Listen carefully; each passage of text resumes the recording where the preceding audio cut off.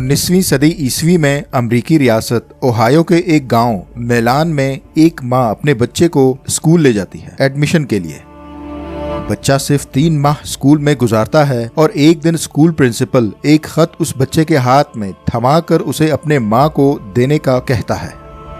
बच्चा घर आता है और स्कूल का दिया हुआ खत अपनी माँ को दे देता है।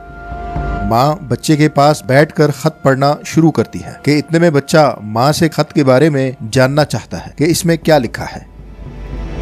माँ खुशी खुशी बच्चे की तरफ देखती है और खत को देखकर पढ़ना शुरू करती है। मैं स्कूल प्रिंसिपल आपको लिख रहा हूँ ताकि आपको ये बता सकूं कि आपका बच्चा एक जीनियस है जिसका IQ लेवल बहुत ऊपर है। ये बच्चा यहाँ इस स्कूल में रहेगा तो दूसरे बच्चे एहसासे कमतरी में मुब्तला होंगे, लिहाजा आपसे दरख्वास्त की जाती है कि आप अपने बच्चे को शहर ले जाकर उस स्कूल में एडमिशन दिलाएं जहाँ पर सिर्फ ज़हीन बच्चों को पढ़ाया जाता है। माँ की खुशी से आंसू निकल रहे होते हैं और बच्चा ये सब देख रहा होता है। माँ जोर जोर से बोलती है, शुक्र है खुदाया, शुक्र है कि तूने मुझे इतना ज़हीन बच्चा अता किया। उसके बाद माँ उस बच्चे को किसी दूसरे स्कूल में दाखिल कराने के बजाय खुद पढ़ाना शुरू करती है। बच्चा बड़ा होकर थॉमस एडिसन बनता है। जी हाँ, वही मशहूर ज़माना थॉमस एडिसन जिसने ना सिर्फ DC इलेक्ट्रिसिटी और बल्ब ईजाद किया बल्कि टोटल 6006 छोटे बड़े ईजादात किए, जिनमें से 2530 इन्वेंशंस को वर्ल्ड स्टैंडर्ड के मुताबिक मानकर उसके नाम पर महफूज किए गए हैं। 44 साल की उम्र में उन्हें फ्रांस में उस वक्त का सबसे बड़ा अवार्ड LPG, जो कि साल के सबसे बड़े जीनियस को दिया जाता है, दिया गया। उस वक्त इसकी माँ को मरे हुए 5 साल हुए थे। थॉमस एडिसन अवार्ड लिए खुशी खुशी घर आया और जोर से रो रो कर चिल्लाने लगा कि माँ तुम कहाँ हो, ये देखो मुझे सबसे ज़हीन आदमी होने का अवार्ड मिला है। वो रोता हुआ नीचे वाले कमरे में गया जहां उसकी माँ के पुराने कपड़े वगैरह एक संदूक में रखे हुए थे। वो संदूक खोलकर अपनी माँ के कपड़ों से लिपट लिपट कर रोता है। माँ की संदूक में कपड़ों की तह में उसे एक खत मिलता है। ये वही खत था जो उसके टीचर ने लिख कर दिया था जब उसे स्कूल गए हुए अभी सिर्फ चंद माह गुजरे थे।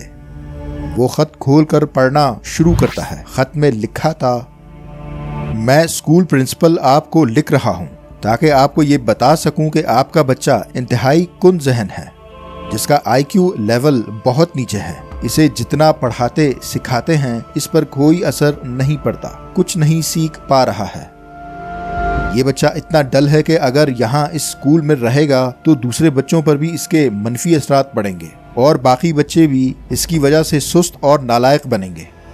लिहाजा आपसे दरख्वास्त की जाती है कि आप अपने बच्चे को शहर ले जाकर किसी स्पेशल चाइल्ड स्कूल में एडमिशन दिला दें जहां पर इस तरह के डल और कुंद ज़हन बच्चों को पढ़ाया जाता है। माँ इतनी बड़ी हस्ती है कि अगर चाहे तो एक कुंद ज़हन नालायक बच्चे को थॉमस एडिसन बना सकती है। किसी बच्चे के लिए उसकी पहली दरसगाह, पहली यूनिवर्सिटी उसकी माँ की गोद है।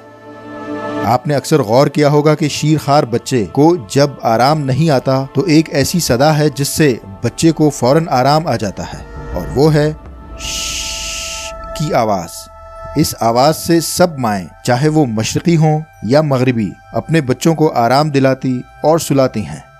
ये आवाज़ माँ के बतन में उसकी शरियानों में बहने वाले खून की आवाज़ें होती हैं जिनमें प्रेशर से खून बह रहा होता है और जिससे की आवाजें बच्चे के कानों में पड़ रही होती हैं। माँ के पेट में बच्चा ना देख सकता है, ना सूंघ सकता है, ना बोल सकता है, ना खा सकता है, बस सुन सकता है और वो भी सिर्फ एक आवाज, श्श।